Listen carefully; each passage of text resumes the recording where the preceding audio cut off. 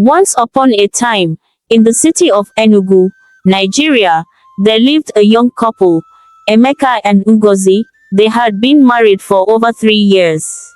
They were a young, vibrant couple, the kind of pair that everyone admired. Their home was small but filled with love. They laughed together, shared their dreams, and supported one another through the ups and downs of life. Yet, despite the love they shared, there was a deep ache in their hearts. One they had been living with for a long time. They had no children. At first, they weren't too concerned. Emeka was a patient man, and Ngozi, though often upset by the questions from family and friends, tried to keep a positive outlook. They visited doctors, tried remedies, and even prayed together, hoping that one day they would hear the joyful news of a baby. But after 3 years, that news had not come. Ngozi felt a growing sense of disappointment with every passing month. Her friends would talk about their children, comparing milestones and parenting challenges, while Ngozi would remain silent, a bittersweet smile on her face. She knew how much Emeka wanted a child, and she felt the pressure too. But she kept her struggles hidden, not wanting to burden him. One fateful morning, however, something changed. Ngozi came out of the bathroom holding a small, white pregnancy test strip, her hands trembling as she stared at the 2 lines that were now unmistakable. She was pregnant. Her heart raced, and a mixture of emotions flooded through her: joy, disbelief, excitement, and relief. She rushed into the living room, where Emeka was reading his morning paper. Her face was glowing, and she couldn't hold back the smile that spread across her face. "Emeka," she said, barely able to contain her excitement. He looked up, confused at first by her excitement, but then saw the test strip in her hand. His heart skipped a beat. Is it true?" Ngozi nodded, her voice filled with joy. "Yes, Emeka, we're going to be parents." For a moment, neither of them spoke. They simply held each other, overwhelmed with happiness. It felt like a dream come true. The pain and longing of the past 3 years seemed to melt away in that one moment. Their prayers had been answered. As the days turned into weeks, the couple's excitement continued to build. They went for their first ultrasound, and the doctor confirmed that the pregnancy was progressing well. They talked about names, discussed baby rooms, and dreamed about the future. It was as if all their worries and struggles had been forgotten. They were finally going to be a family. But as the pregnancy progressed, something began to change in Ngozi. She became quieter, more reserved, and sometimes even distant. Emeka noticed this shift but didn't want to push her.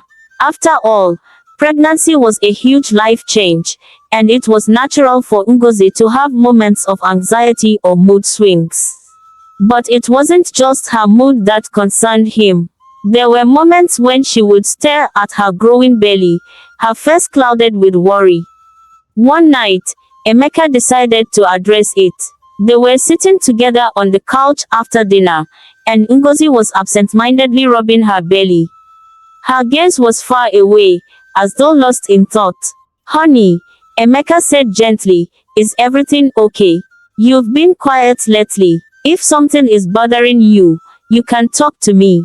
Ngozi blinked, startled from her thoughts. She met his eyes, but there was a sadness in her gaze that Emeka couldn't understand. "It's nothing, sweetheart," she said with a small smile. I don't know. Sometimes, I just worry about the future." "What do you mean?" Emeka asked, his voice filled with concern. "You know I'm here for you. Whatever it is, we'll face it together." Ngozi took a deep breath, and for a long moment, she said nothing. Emeka could feel the weight of her silence. "I'm just afraid," she finally said. "Afraid of what's coming, afraid of the labor, afraid of being a mother." Emeka reached out and took her hand. "You don't have to be afraid, my love. I'll be there for you every step of the way.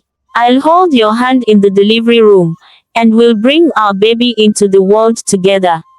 She pulled her hand away gently, a small shake of her head. No, honey, I don't want you in the delivery room. Emeka was stunned. He looked at her, confused and hurt. What do you mean? Why wouldn't you want me there? We've been through so much to get to this point. I want to be with you, my love. I want to be there when our baby is born. I know, but Ngozi paused, biting her lip. Please, just trust me. I don't want you there. It's something I need to do on my own. Emeka could feel the pain in his chest. Babe, I don't understand. Why now? Why all of a sudden? I just do. Emeka, she whispered, her voice trembling. Please, I can't explain it. Emeka wanted to argue, but he saw the determination in her eyes, a quiet strength he hadn't seen before. It hurt him, but he agreed to her request. He couldn't understand it, but he didn't want to pressure her.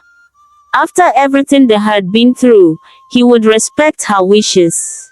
The day finally arrived. Emeka was sitting in the waiting room of the hospital, his stomach in knots. He had tried to prepare himself for the delivery, but something about this felt wrong. The unease in his chest wouldn't go away.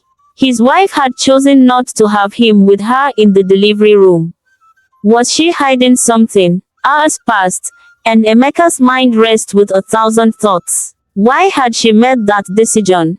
What could be so important? He couldn't stop thinking about it. His heart felt heavy with confusion and concern.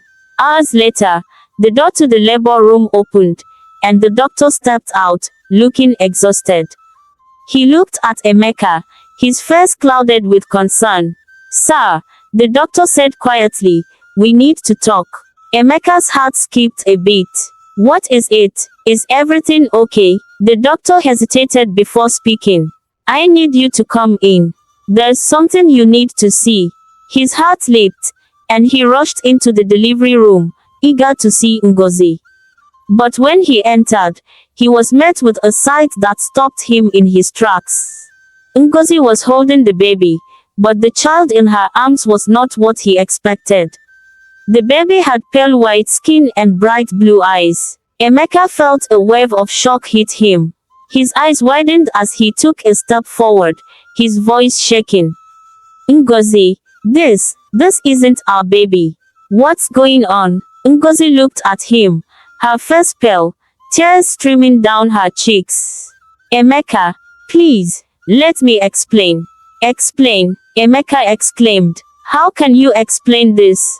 This isn't our baby. Why does she look like this? Ngozi lowered her head, unable to meet his gaze. Emeka, I didn't want to tell you, but I have a recessive gene. The doctor said it's possible for me to give birth to a baby with this gene. I didn't want to bother you because according to the doctor, the chances are slim, but this baby is ours. She's yours. Emeka felt the floor beneath him shift. His thoughts were racing, trying to make sense of what she was saying. Why didn't you tell me this before? He demanded. Why hide this from me? I didn't want you to worry, Ngozi replied, her voice barely a whisper. I thought it was too rare to happen. Emeka felt a cold wave of doubt wash over him. Could it really be true? His heart was torn. But then, the doubt didn't stop at just Ngozi's words. What about the baby? Was she really his? The tension that followed was unbearable. Emeka and Ngozi returned home with the baby, but the atmosphere in the house had changed.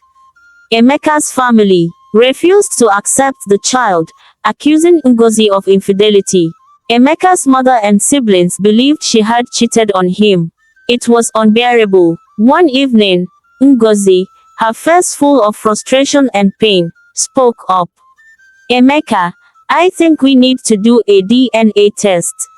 I don't want to live with this doubt anymore. I need to prove to your family, and to you, that this baby is ours. Emeka hesitated, his mind swelling. Could the test show that the baby wasn't his? He didn't want to entertain the thought, but he knew that the only way to clear the air was to go through with it. We don't owe anyone an explanation, Emeka said, his voice filled with determination. But if it will bring peace to your heart, let's do it. The tension in the doctor's office was palpable.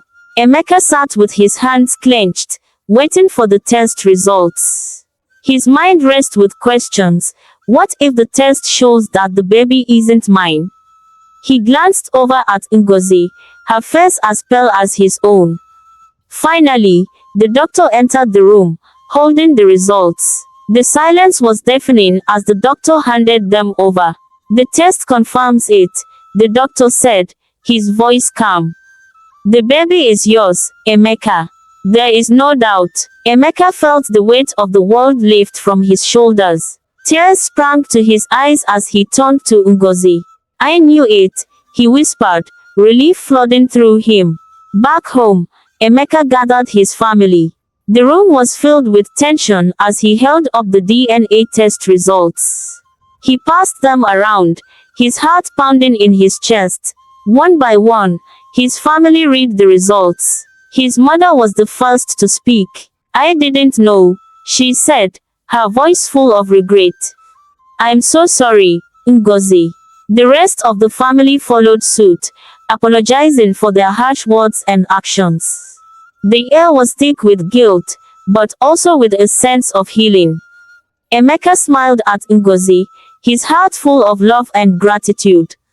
The family was finally united again, and they would face whatever challenges came next, together. The baby, with her pale white skin and blue eyes, was theirs. And nothing could ever change that. The beautiful baby which the named Onyinyechuku continued to grow. Her unique color made many people to love her. Anywhere Ngozi went with her, she drew the attention of many. The end. Thank you for watching. Kindly tell us your opinion about this story. Also tell us where you are watching from. Please give this video a thumbs up and share to your loved ones. And most importantly, subscribe to my channel. I promise to bring interesting and captivating stories always. Bye bye.